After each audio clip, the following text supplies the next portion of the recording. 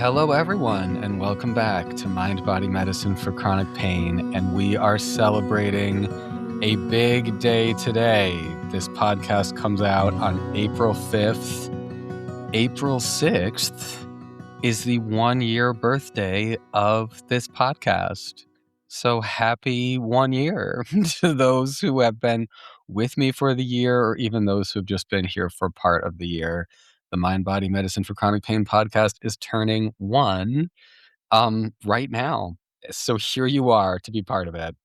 And as part of the celebration, today we're doing a bonus episode to talk about personality traits and chronic pain.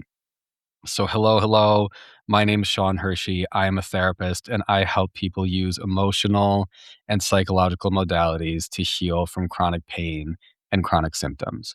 Most people don't even know that that is possible, but of course, it is. It is possible, and that is what this podcast is all about. Okay, so we are going to talk about personality traits, and then I'm going to tell a story and this story can land in many ways, and you can interpret the story, but I will give you an interpretation that is a TMS friendly interpretation, and for you to chew on and see how that feels. All right, so we'll start with personality traits. Personality traits. Dr. Sarno's original recommendation for how to journal to overcome chronic back pain, his original recommendation was you need to journal and you need to get in touch with your emotions because that is what's triggering the pain. Correct. And his recommendation was you need to journal about 3 things. So he always instructed his patients to start by writing out 3 lists. At the top of list 1 is childhood stressors, childhood trauma. I don't know if he would have used the word trauma, but list 1 was childhood.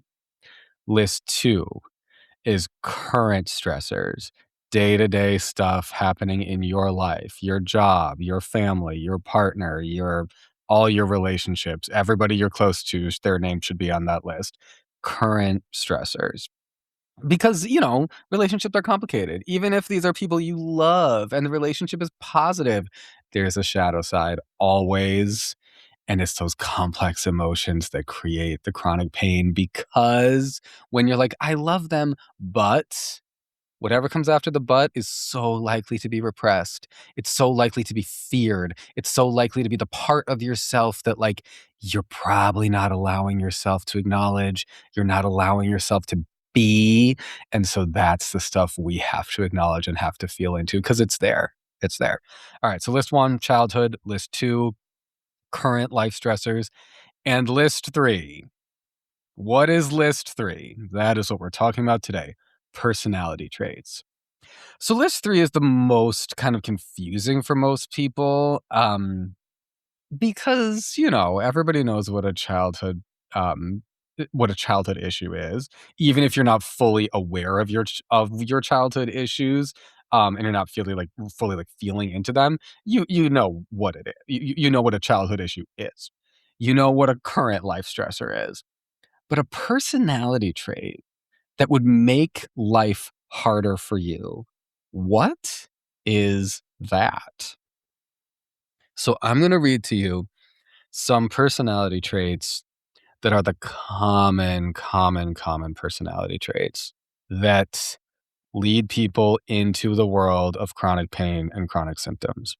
Okay, so this is I'm not gonna read every all the ones that Dr. Sarno would teach about, but I'm gonna read some on the list, and these are all personality traits for people that people have if they fear their true selves and they fear their emotions, and that is the personality profile of someone who develops chronic pain. All right, personality traits: perfectionism. Goodism, wanting to be seen as good by others all the time. People pleasing, high conscientiousness, stoicism, low self-esteem, and highly self-critical. These are all shame-based personality traits. All of them. Perfectionism is just about avoiding shame. Goodism, wanting to be seen as good, is about avoiding being seen as bad. It's about avoiding shame. All of these personality traits can be boiled down to shame-based personality traits. They are all strategies to avoid feeling difficult emotions, all of them. And they're all ways not to feel your true feelings and not to be your true self. And they are all ways not to feel shame. So, why do personality traits impact you? Why would that be a list? Of course, your childhood trauma affects you, your childhood issues affect you. Of course, your day to day daily stressors affect you. How does your personality affect you? Right? Okay. So, personality traits make everything harder. And there is some question about like calling these things personality traits. I mean it's very fair to call them personality traits. The word, like the phrase personality trait sort of implies like it's inborn, it is who you are. And that is certainly up for debate because some of these personality traits come out of trauma.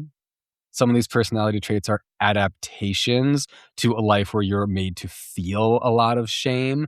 So, you very well may not have been born as a perfectionist or a goodist. That might not necessarily be your nature. You might have that personality trait because of the trauma and the hardship you've gone through.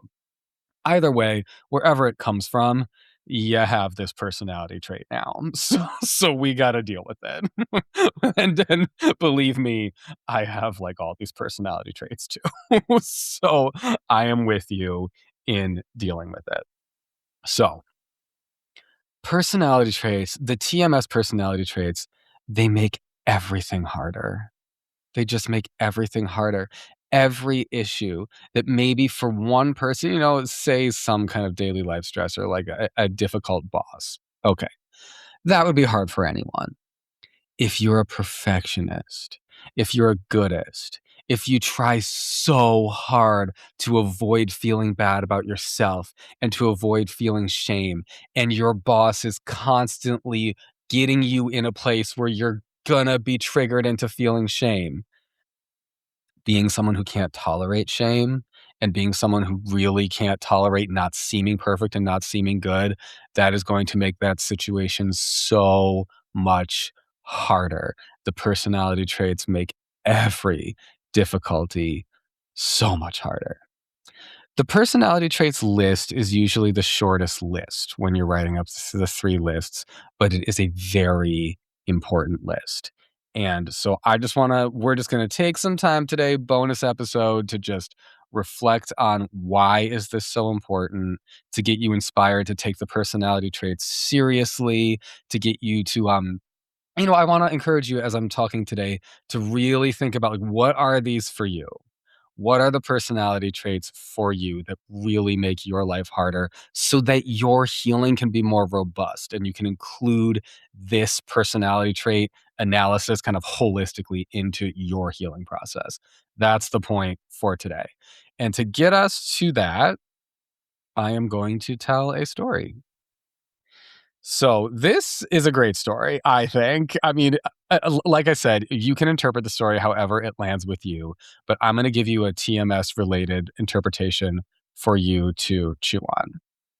So let me start by setting the stage. I'm going to take you back with me to high school.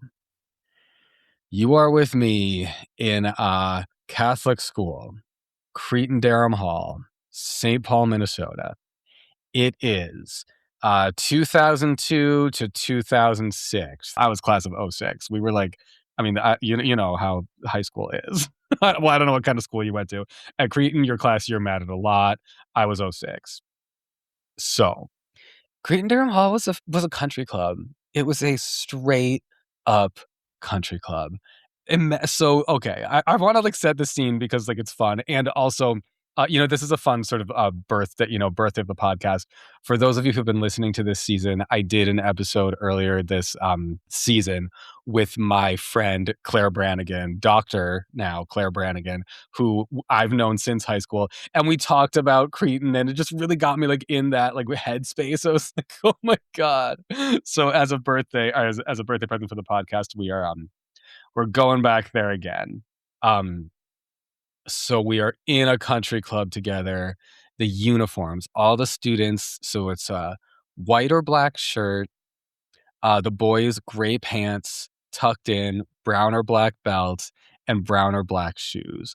The girls have on jumpers, black pleated skirts. Everything has the CDH logo on it, so that which is obviously a cross with the letters C and D in it, because Catholicism and always came first. Always. The CDH logo was kind of pretty, honestly.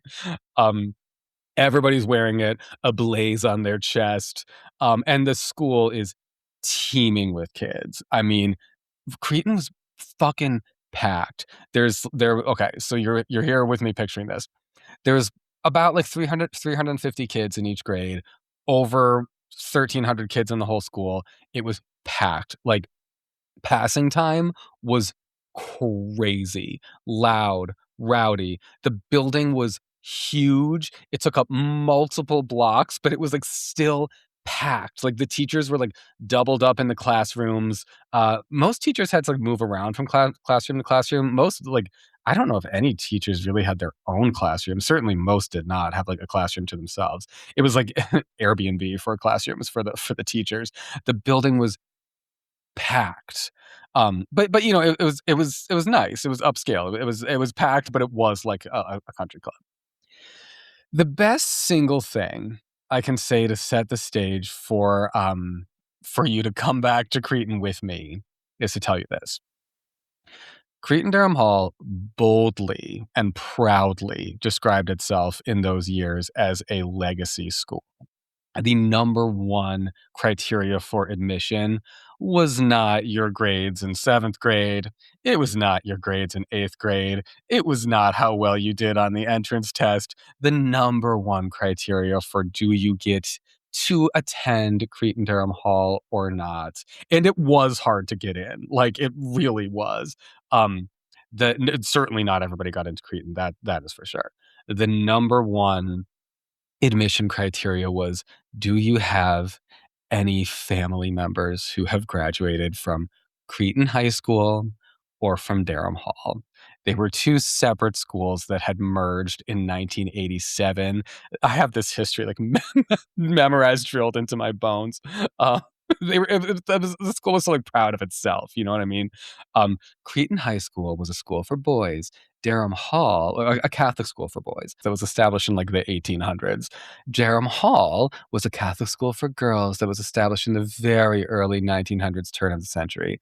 Cretan High School and Durham Hall merged in 1987 to form one co-educational Catholic school that had become not only the biggest Catholic school in the state of Minnesota, but the largest private school in the state of Minnesota at the time when I was there. I mean, it was very much in its golden age. But the number one determination of will you get to attend this school or not was, do you have family who has attended Cretan Durham Hall?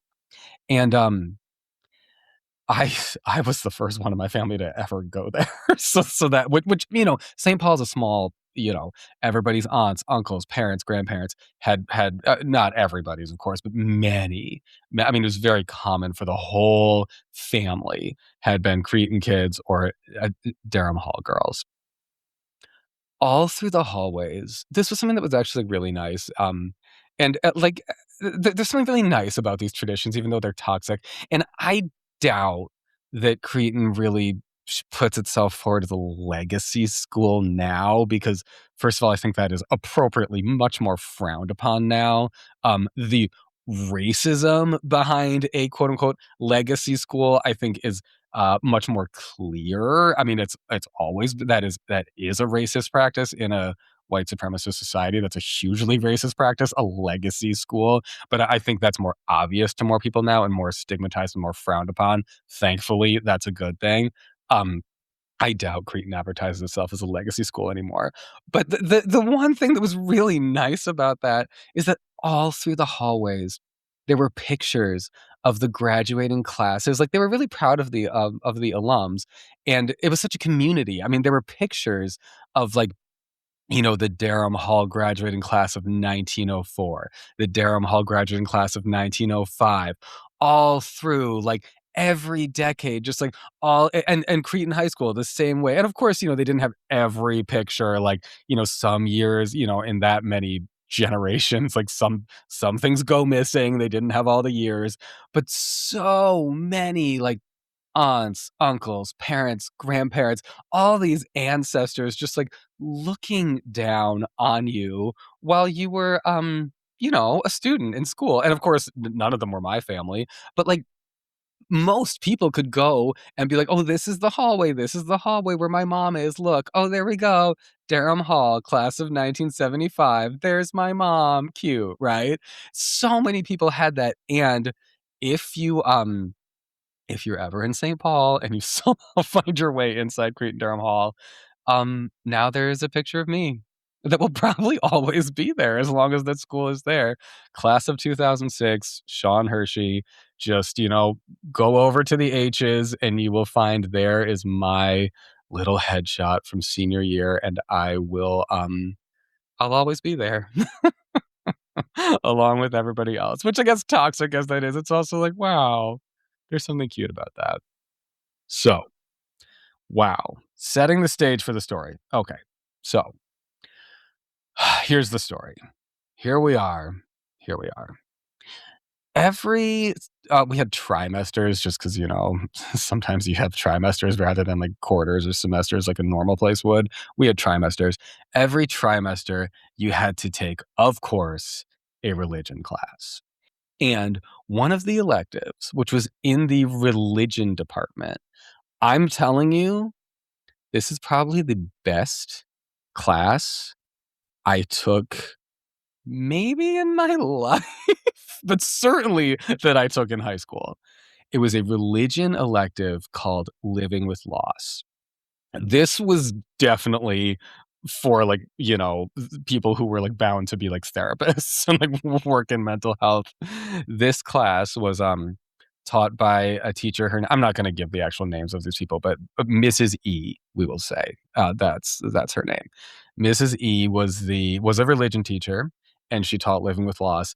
And the class was like, we learned about, like, what it's like to lose someone, how that changes your life. We learned about, like, grief and different models for, like, the stages of grief. We learned about, like, ambiguous loss and what that even means. And we learned, listening skills. That was, like, a huge, huge part of it, was learning listening skills.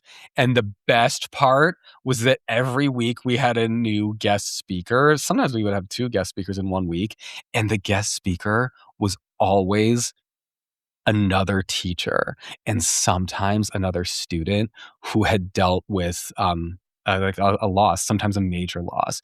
And so these teachers, like other teachers, would come into our Living with Loss class and just, like, open up and tell their story of a loss that they had experienced in their life. And it was everything from, many of the teachers would talk about the loss of, their parents. And it was, it was really moving. At the time, I think I must have taken this class at age 16, or maybe, yeah, I would have been 16. At the time, I was like, "These people are old," and they're, like, sad and surprised that their parents died, like, "What?" But that was really a learning moment for me, that I was like, "Oh, even when you're old, you're still surprised and sad that your parents die."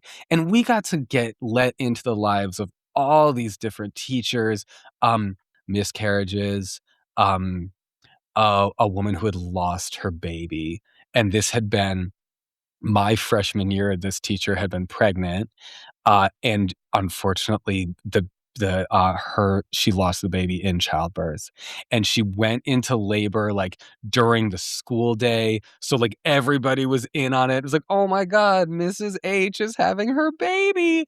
And then the next day, the news came out that the baby had died. And it was, I mean, it's just so, even thinking about it now, I'm like, I could tear up. It was so sad. And to have the whole community like in on it, it's just so sad. And then this was 2 years later, I guess, who was in my Living with Loss class with her husband by her side. The 2 came in and told the story of what happened, and it was literally, I'm, like, basically in tears right now just talking about this. It was so moving, like, God, it was so sad.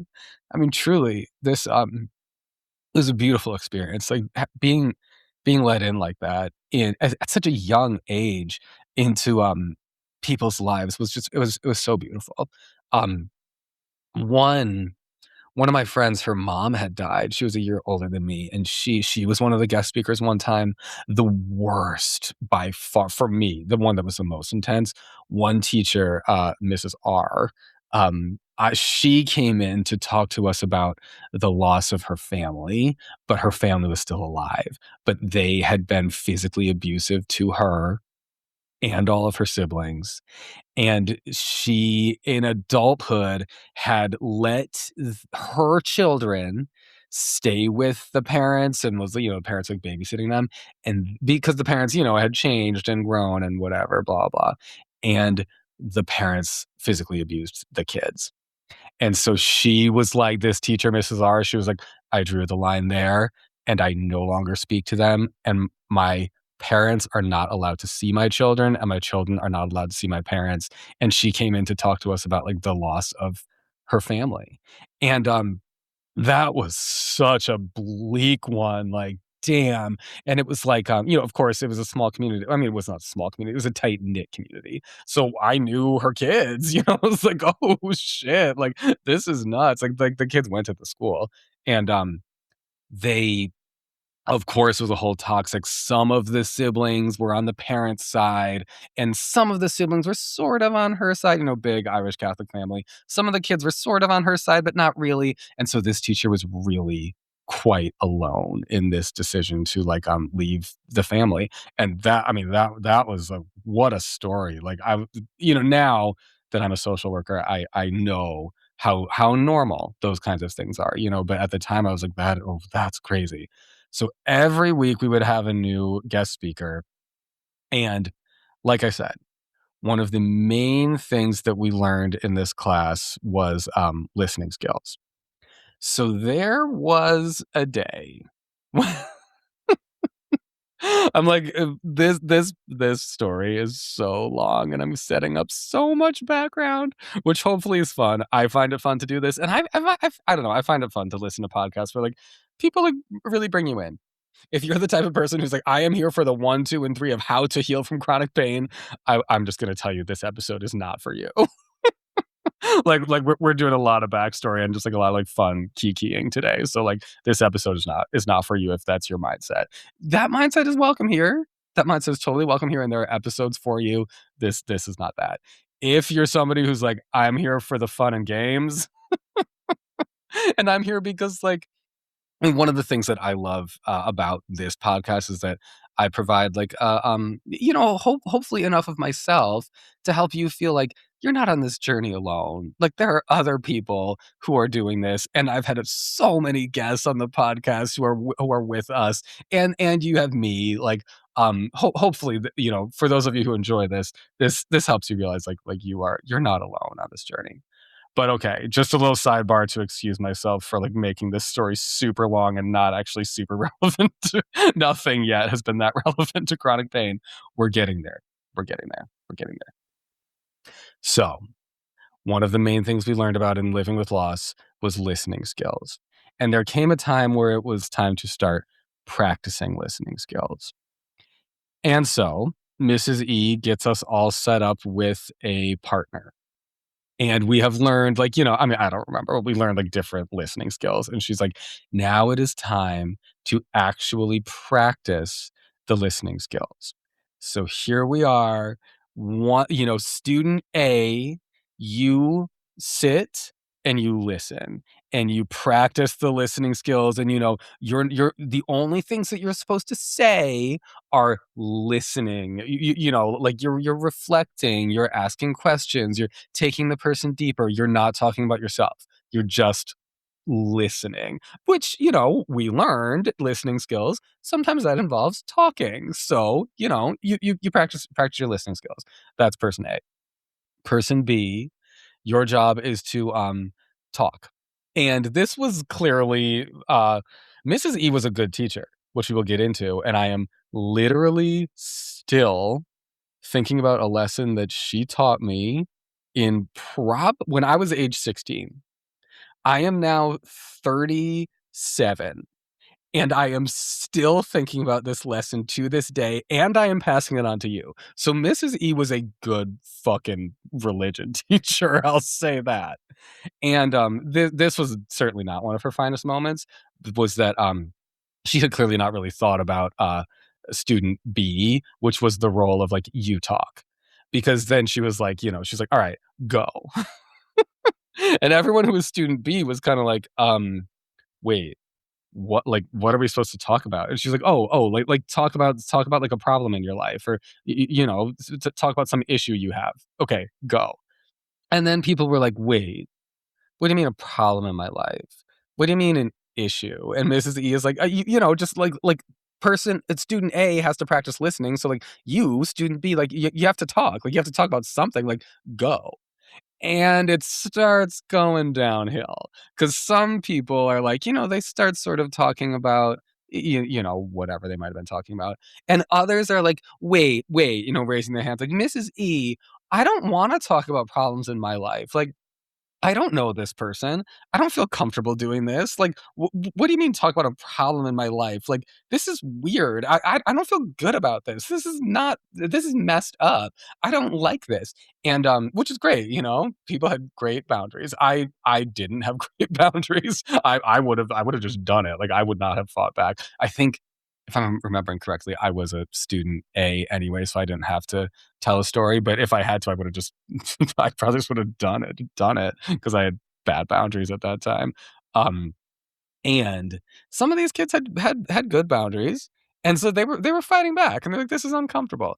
And Mrs. E then is like, "Just oh come on, like this, just do it. Just don't be shy, don't be afraid. Like just do it." And then people are like, "What do you mean don't be afraid? Like I don't like this. I don't like this assignment. I don't feel comfortable in this class." And then it's like, out comes the like unruly sort of teenage behavior, the bucking authority, that vibe starts to like, and you know how teenagers kind of like build off of each other. Like one person is like, I'm not doing it, I'm not doing this, and this is messed up, I can't believe you're making us do this, I'm uncomfortable and I'm not doing it. And then the next is like, oh, you know what, that's right, I'm with her, I'm not doing it either. And then it's like, so suddenly it's like a good number of people in the class are like not doing the assignment, and they're just sitting it out, and Mrs. E is like, trying to like sort of desperately at this point go from like table to table and desk to desk, like oh come on, like oh you can do it, like come on, just talk about this, just talk about that. And it just becomes more and more chaotic. And then even people like me who were doing the assignment, suddenly we're not doing the assignment anymore because it's like all hell is breaking loose, and we're not talking, and we're certainly not doing the listening skills. We're just like looking on in shock at like the sort of most unruly students who are getting the most, sort of antagonizing this whole project and antagonizing Mrs. E the most. And there comes a point where one of my classmates, her name was Beth, literally she was like locked in a fight with Mrs. E, and Beth literally stands up on a table and starts screaming, I'm not doing this. You can't make me do this. I'm not talking. And she's just screaming. And Mrs. E at this point is like, oh no. Oh God. And the whole thing just devolved into straight chaos. So then the class period ends. And of course, because it's high school, we are all back there the next day. So it's living with loss. Maybe say that was on a Tuesday. Now it's Wednesday.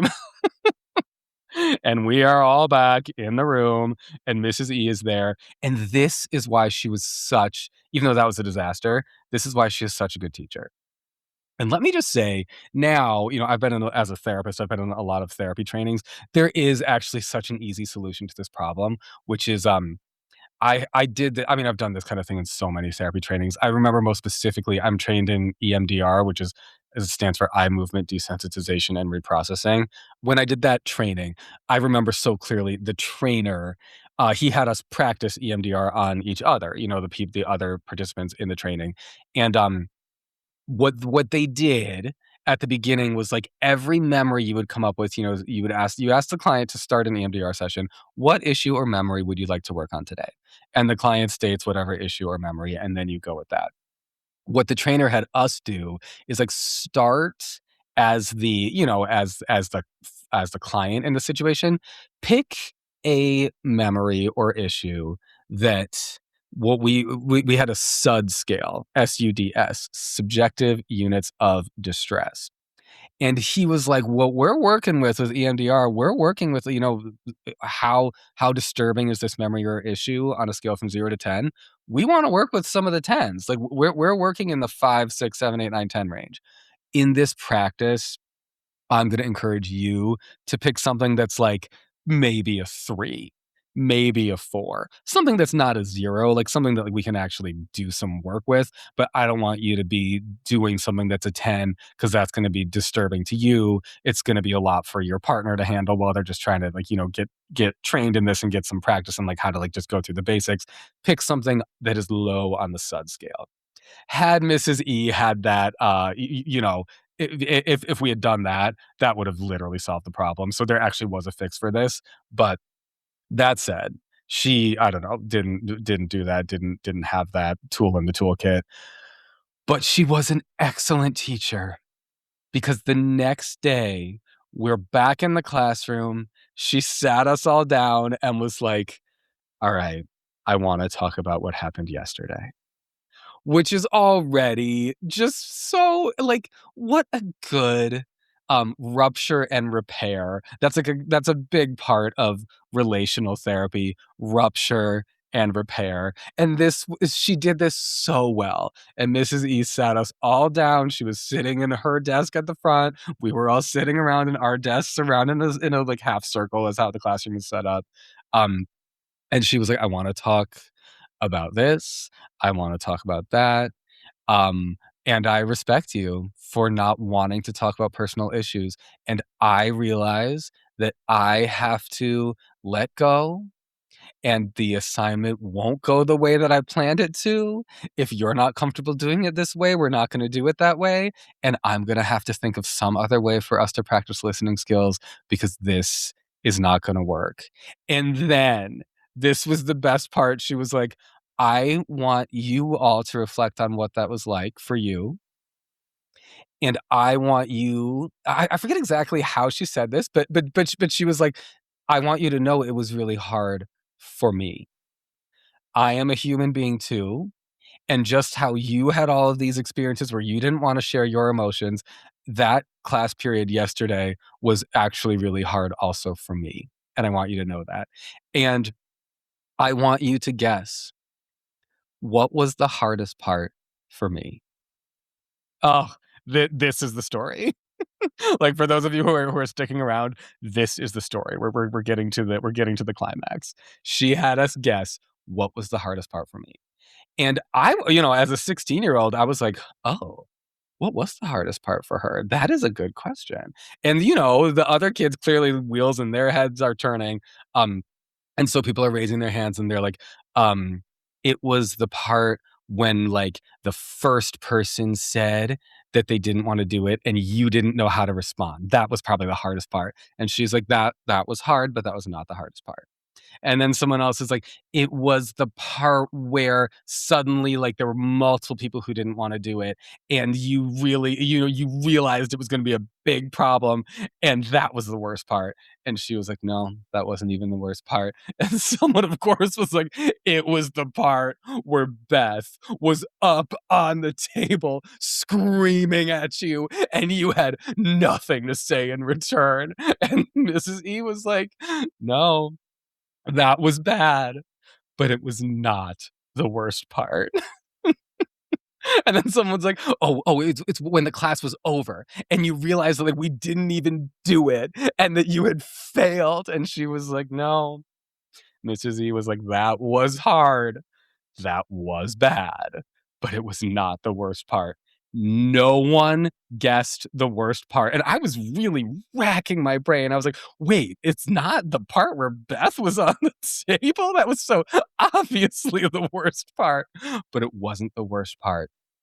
Guess what?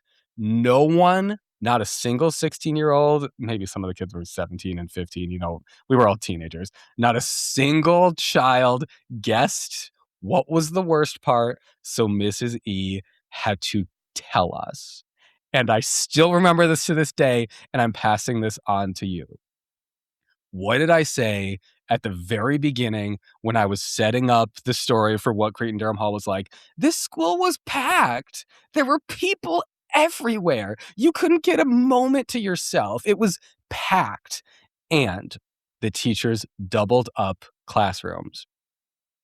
Who was in that classroom? I didn't even notice this, but Mrs. W. Mrs. W, another teacher. And Mrs. W was a respected religion teacher. Mrs. E was too, but Mrs. E was like a little more out there, kind of like a little more, I don't know. She was a little more out there. Mrs. W was a respected teacher. She was the kind of teacher where, like, if you were a senior and you're like, oh, you're in Mrs. W's religion class. Oh, so lucky. She's a great teacher. She was the kind of teacher that the other staff members looked up to. Mrs. W was a good teacher and a respected teacher. And during this entire disaster, I was so used to this because, the teachers just like shared classrooms. So I didn't even really notice this because this was always the case. Mrs. W was in the corner at her teacher's desk, grading papers, doing whatever, doing her paperwork. Mrs. W was in the corner the whole time.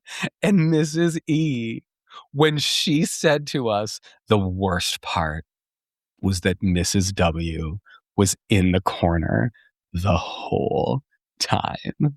The whole class was like, oh my God, of course.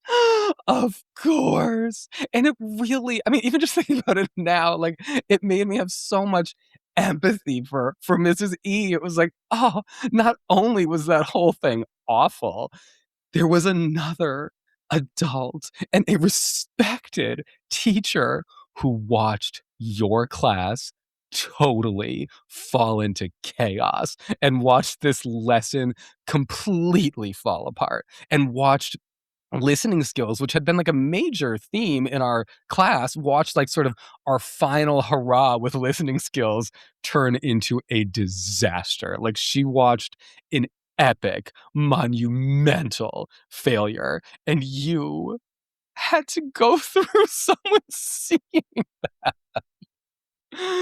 I still think of that to this day. And when I was older, there was a time where I worked in a few different schools, and then I was a social worker in a school for a while, and now I like viscerally understand that, like, what it's like for it changes the game.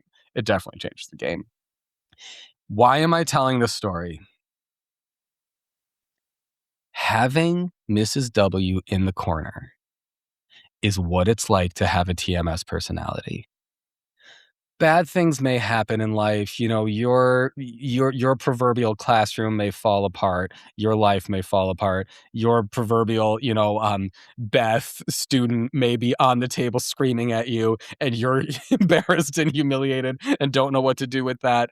All that may be happening, and that's gonna suck. no matter what, that's going to suck. That is a current life stressor. That also may activate some childhood wounds for you. So we've got list 2 and list 1 active already in this scenario if we're thinking of the TMS journaling lists. List 3, that is Mrs. W sitting in the corner and watching the whole thing. You see how that makes the whole experience so much worse, so much more shameful, so much more humiliating. Then what? You have to go to Mrs. W at the end of the class and be like, oh God, that was such a mess. And like apologize for yourself and like humiliating. That is what it is like to have a TMS personality. Whew. So the invitation here is to ask yourself, who is Mrs. W for you? Who sits in the corner of everything that happens? What energy sits in the corner of everything that happens and just watches all the shit hit the fan? Is it your internalized sense of your mother? Is it your internalized sense of your father? Is it your internalized sense of whatever community you come from or certain rules that you're supposed to follow? Definitely, it's wherever your perfectionism comes from. That's sitting in the corner. It's wherever your sense that you have to be a good person all the time. That's sitting in the corner. That's all of those personality traits, those like you have to be stoic, you shouldn't feel your emotions, you should be strong, you can't feel shame, nothing bad's allowed to happen to you, your life's supposed to be perfect. All of those things, they sit in the corner for every single thing that happens in your life. Every single thing. So it's so important that you fill out list number 3 and you get to know what is sitting in the corner. Who is Mrs. W in your life? Okay. That's the question I encourage you to ask yourself. And you see how you need the whole story in order to know what this is, what I'm really talking about. I can't just say, who's Mrs. W in your corner? Journal about that. Cause then you'd be like, the fuck? So I got to give you the whole story. This is me. Can you hear in what this is a great example. The Mrs. W that's sitting in the corner of my brain right now as I'm recording this podcast is saying, Sean, this podcast is so long.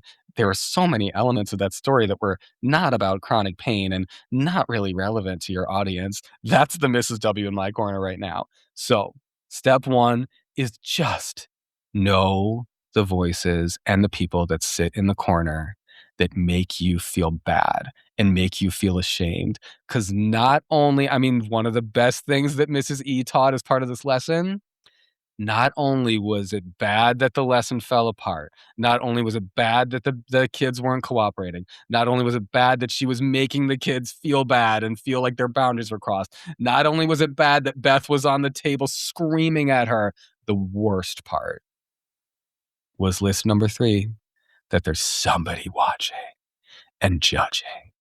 So I encourage you to get to know who's in the corner for you, step 1. And then step 2 is let's try to change those voices, Let's try to go easy on yourself. Let's try to get some of those people out of the corner or help you understand that who cares what Mrs. W thinks? She's probably had shitty classes herself. Maybe Mrs. W was looking on with empathy and she was like, I've been there. Maybe Mrs. W literally doesn't give a shit because she's going through her own shit and she's just like, LOL, this is crazy. Who knows? But what I'm saying is step 1, know who's in the corner. That's filling out list number 3 and taking list number 3 seriously. Knowing those personality traits, take that seriously. That's step 1. Step 2 is as you're processing through that stuff, learn to let it chill out. That's the purpose of journaling on the personality traits, is letting yourself let them go, letting yourself let go of that perfectionism, let go of that shame, let go of that need to be good, because life's hard. It's not going to be perfect. You're a human. You're not going to be quote unquote good all the time. Good doesn't even mean anything. In some cultures and societies and just like places, in point A, good is A, B, and C. In point B, good is X, Y, and Z. Good is kind of meaningless half the time. You're not going to be good. You're not going to be seen as good all the time. So let it go. Let go of the perfectionism. Let go of the goodism. You're a human being just like me, just like everybody else listening to this podcast, just like Mrs. E, and just like Mrs. W, who, as many shitty things that occurred in my childhood Catholic school upbringing and Cretan-Durham Hall was not a perfect environment for my personal development. I will tell you that much for sure. And yet it taught me this. And these two teachers taught me this. And I don't know everything about everything, but I know this. And it's a good story. And so I want to pass it on to you today. Okay. Happy 1-year anniversary. Happy birthday to the podcast. Good times. And I hope that I'll be seeing you next year, right? For year 2. And let's certainly keep our fingers crossed that you will be in a much better place a year from now when we get to year 2, right? And I'm going to hope the same for me. I hope all of us who are on this healing journey, I feel like even saying keep your fingers crossed sounds like almost like it's a superstition. Like, I hope this works. I don't even want to put it that way. If you follow this path, let me put it this way. And I'm going to put it this way for myself too. If I'm following this path and you're following this path, if we stay on this path, we're going to be in a better place next year. So I can't wait to see you back here next year for birthday number 2. Happy healing. I'm glad we're on this journey together. All right. I'll talk to you next week.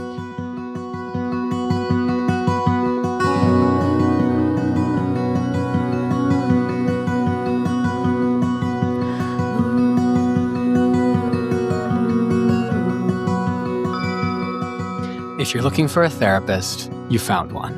And you can decide. Does my vibe resonate with you? Therapy is an opportunity.